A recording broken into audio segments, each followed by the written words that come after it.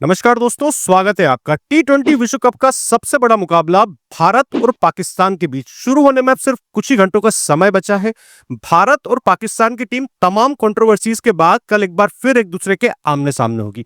भारत अब तक टी20 विश्व कप में पाकिस्तान को 7 बार हरा चुका है और कल जब इंडिया मैदान में उतरेगी तो हम 8वीं बार पाकिस्तान को हराने के इरादे से उतरेंगे। लेकिन यह मुकाबला भारत के लिए आसान नहीं होने वाला है। यह मुकाबला काफी ट्रिकी होने वाला है क्योंकि कंडीशंस टोटली डिफरेंट है। भारत ने अब तक अपने जितने भी मुकाबले इस विश्व कप में खेले हैं वो भारत के मैदानों पर खेले हैं और ये मैच खेलने के लिए भारत की टीम गई है श्रीलंका। कोलंबो के प्रेमदासा स्टेडियम में यह मुकाबला होने वाला है और वहां पर कंडीशंस इंडियन कंडीशंस से टोटली डिफरेंट है। कंडीशंस क्यों डिफरेंट है वो मैं आपको बताता हूं। पहली चीज, भारत ने अपने जो दोनों मुकाबले अब तक खेले हैं, एक वानखेड़े में और दूसरा दिल्ली में खेला है। दोनों जो विकेट थे वो बैटिंग फ्रेंडली विकेट थे, लेकिन श्रीलंका के कोलंबो का जो प्रेमदासा स्टेडियम का विकेट होने वाला है ये स्पिन फ्रेंडली विकेट होने वाला है। ये 200-250 रनों वाला विकेट बिल्कुल भी नहीं होने वाला है। इस मैदान की डिफरेंट कंडीशंस का अंदाजा आप इस बात से लगा सकते हैं कि इस मैदान पर जो पिछले 2 मुकाबले हुए इस विश्व कप में, एक मुकाबला पाकिस्तान और यूएसए के बीच हुआ था। उस मुकाबले में पाकिस्तान के स्पिनर्स ने 7 विकेट चटकाए थे। वहीं जिम्बाब्वे और ऑस्ट्रेलिया वाला जो मुकाबला हुआ था, ऑस्ट्रेलिया उस मुकाबले में फंस गया था और 170 चेज नहीं कर पाया था। उसका सबसे बड़ा कारण यह है कि स्पिन तो है ही इस विकेट में, उसके अलावा अनइवन बाउंस भी है, टर्न भी है, ग्रिप भी है। दूसरी जो बड़ी चीज है जो इस मैदान को दूसरे मैदानों से अलग बनाती है वो ये है कि स्क्वायर बाउंड्रीज इस मैदान की काफी बड़ी है, स्टेट बाउंड्रीज जरूर छोटी है। तो उसका सबसे बड़ा कारण यही है कि यहाँ पर जो एवरेज स्कोर है वो महज 148 है। बैटिंग फर्स्ट में 148 यहाँ पर एवरेज स्कोर है और भारत ने इस मैदान पर अब तक कुल 15 मुकाबले खेले हैं जिसमें भारत का एवरेज स्कोर है 157। भारत ने जो हाईएस्ट स्कोर इस मैदान पर अब तक बनाया है वो 176 रन, वो भी साल 2018 में बांग्लादेश के खिलाफ बनाया था। अब बात करें भारत के लोएस्ट स्कोर की, तो भारत एक बार श्रीलंका के सामने महज 81 रन बना चुका है 8 विकेट पर। यह 2021 की बात है। तो मुकाबला इस मैदान पर बिल्कुल भी आसान नहीं होने वाला है। 160, 170 ये विनिंग टोटल है इस मैदान पर, क्योंकि एवरेज स्कोर ही 148 है। 2012 जो टी20 विश्व कप का फाइनल हुआ था उस मुकाबले में वेस्टइंडीज ने 137 डिफेंड कर लिए थे श्रीलंका के सामने। तो 200-250 इस मैदान पर हम नहीं सोच सकते क्योंकि स्कोर यहां पर कम ही बनना है। अब बात करें पाकिस्तान की भारत के खिलाफ क्या रणनीति होने वाली है, तो पाकिस्तान ने पिछले मुकाबले में यूएसए के सामने बता दिया है, क्लियर कर दिया है कि उनकी क्या स्ट्रेटेजी होने वाली है। पाकिस्तान उस मुकाबले में 5 स्पिनर्स के साथ उतरा था, यानी कि पाकिस्तान एक स्पिन का जाल बुन रहा है भारत के खिलाफ। स्पिन फ्रेंडली विकेट है तो पाकिस्तान को एडवांटेज मिलना है। पाकिस्तान को एडवांटेज ये भी मिल रहा है कि पाकिस्तान ऑलरेडी श्रीलंका में 2 मुकाबले खेल चुका है, कंडीशंस को अडॉप्ट कर चुका है। तो कहीं ना कहीं पाकिस्तान को एक एज है, पाकिस्तान को एक एडवांटेज है। पाकिस्तान ने यूएसए के खिलाफ महज एक पेसर उतारा था, शाहीन शाह अफरीदी। उसके अलावा पाकिस्तान 5 स्पिनर्स के साथ गया था। उस्मान तारिक को लेकर हालांकि काफी कंट्रोवर्सी हो रही है, चेकिंग कर रहा है, भाटा फेंक रहा है, जो भी है, लेकिन फिलहाल कल का मुकाबला वो खेलने वाला है। अब देखना होगा कि भारतीय बल्लेबाज उसे कैसे टैकल करते हैं। उस्मान तारिक ने यूएसए के खिलाफ अच्छी गेंदबाजी की थी और 3 विकेट निकाले थे। उस्मान खान का जो एक्शन है वो थोड़ा सा कन्वेंशनल नहीं है, उसकी वजह से बल्लेबाज कहीं ना कहीं उनके सामने फंसते हैं। दूसरी चीज ये है कि भारत ने अब तक उस्मान तारिक को एक भी बार खेला नहीं है, तो ये थोड़ी सी समस्या भारत के सामने खड़ी होने वाली है। दूसरी बात, पाकिस्तान के जो दूसरे स्पिनर्स हैं उसमें मोहम्मद नवाज अच्छी गेंदबाजी कर रहा है, शादाब खान है, अबरार अहमद है, सेम अयूब जो कि बॉलिंग ऑलराउंडर है, लेकिन उसे Pakistan as a full time spinner इस समय यूज कर रहा है।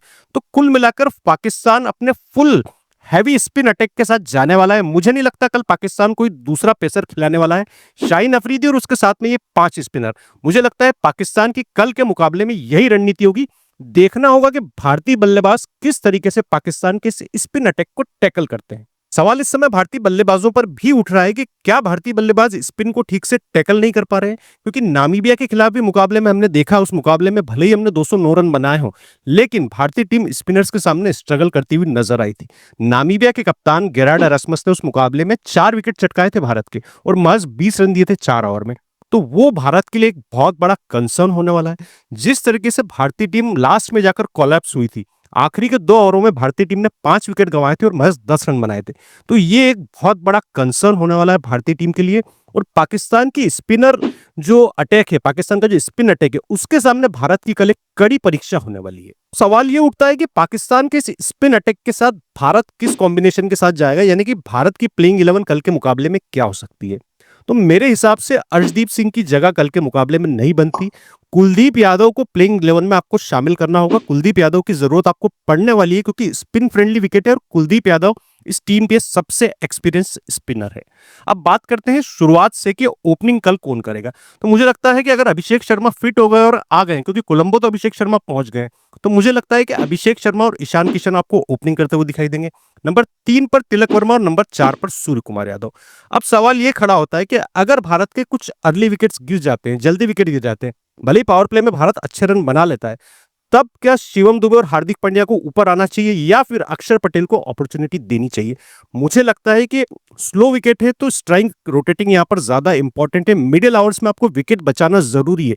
तो मेरे हिसाब से अक्षर पटेल कल ऊपर आ सकते हैं क्योंकि उनकी स्ट्राइक रोटेटिंग एबिलिटी अच्छी है। जरूरत करने पर अक्षर पटेल हिटिंग भी कर सकता है। उसके बाद शिवम दुबे, हार्दिक पांड्या आ सकते हैं। रिंकू सिंह की जगह कल एक बार फिर मौका मिल सकता है वाशिंगटन सुंदर को, क्योंकि वाशिंगटन सुंदर स्पिन गेंदबाजी भी कर लेते हैं और वाशिंगटन सुंदर बल्लेबाजी भी कर सकते हैं। तो कंडीशंस के अकॉर्डिंग मुझे लगता है कि कल शायद रिंकू सिंह की जगह ना बने और उसकी जगह वाशिंगटन सुंदर आ सकते हैं। वरुण चक्रवर्ती, अगेन वरुण चक्रवर्ती इस समय शानदार गेंदबाजी करने वाले और कल भारत का तुरुप का इक्का वरुण चक्रवर्ती साबित होने वाले हैं। उसके अलावा पेस गेंदबाजी में आपको जसप्रीत बुमराह 100% दिखाई देंगे। जसप्रीत बुमराह इस समय अच्छे फॉर्म में है। तो मेरे हिसाब से कल भारत की प्लेइंग 11 ये होने वाली है।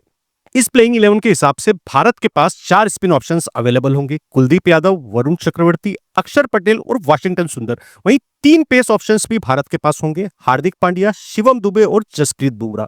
इसकी एक बानगी हम पिछले मुकाबले में देख भी चुके हैं, जब पावर प्ले में शिवम दुबे और हार्दिक पांड्या से गेंदबाजी करवाई गई थी। वहां कहीं ना कहीं ये क्लियर हो गया था कि अर्शदीप सिंह अगला मुकाबला नहीं खेलेंगे। तो मेरे हिसाब से कल यही कॉम्बिनेशन होगा। भारत इसी कॉम्बिनेशन के साथ कल के मुकाबले में उतरने वाला है। अब बात करें पाकिस्तान की बल्लेबाजी की। क्या पाकिस्तान के बल्लेबाज इतने कैपेबल हैं कि भारत की इस गेंदबाजी का सामना कर सके? कुलदीप यादव, वरुण चक्रवर्ती, जसप्रीत बुमराह जैसे गेंदबाजों को खेल सके? मुझे लगता है कि पाकिस्तान की बल्लेबाजी में वो गहराई नहीं है, क्योंकि पाकिस्तान ने कहीं ना कहीं खुद अपनी बल्लेबाजी कमजोर कर ली है। अगर 6 गेंदबाजों के साथ पाकिस्तान जा रहा है तो बल्लेबाजी वीक होनी ही होनी है।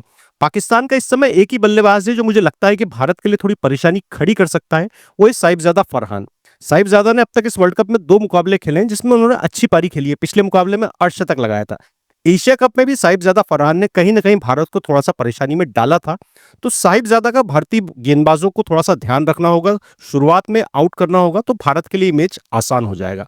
बात करें टॉस की, तो इस मुकाबले में टॉस बहुत ज्यादा इंपॉर्टेंट हो जाता है। टॉस करके किसी भी टीम को पहले बल्लेबाजी ही चुननी चाहिए, क्योंकि चेस करना इस मुकाबले में, इस मैदान पर कठिन है।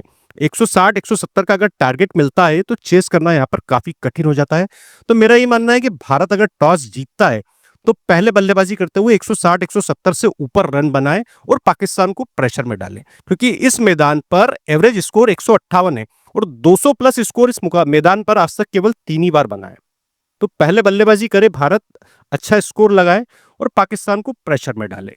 अब बात करें इस मैदान पर भारत का रिकॉर्ड कैसा है, तो भैया प्रेमदासा स्टेडियम में भारत ने अब तक कुल 15 T20 मुकाबले खेले हैं, जिसमें भारत ने 11 में जीत दर्ज की और 4 मुकाबले भारत हारा है। लेकिन एक चिंता की बात भारत के लिए यह है कि पिछले जो 2 T20 भारत ने इस मैदान पर खेले हैं, श्रीलंका के सामने भारत ने वो दोनों मैच गंवाए हैं। तो ये भारत के लिए कहीं ना कहीं एक चिंता की बात है। लेकिन मुझे पूरा विश्वास है कि कल पाकिस्तान को हम बुरी तरीके से हराएंगे और 8वीं जीत T20 विश्व कप में पाकिस्तान के सामने दर्ज करेंगे। तो दोस्तों, ये था मेरा रिव्यू कल होने वाले भारत और पाकिस्तान मुकाबले के बारे में। ये रिव्यू अगर आपको पसंद आए तो वीडियो को लाइक करें, शेयर करें और चैनल को सब्सक्राइब जरूर करें। जय हिंद दोस्तों, वंदे मातरम।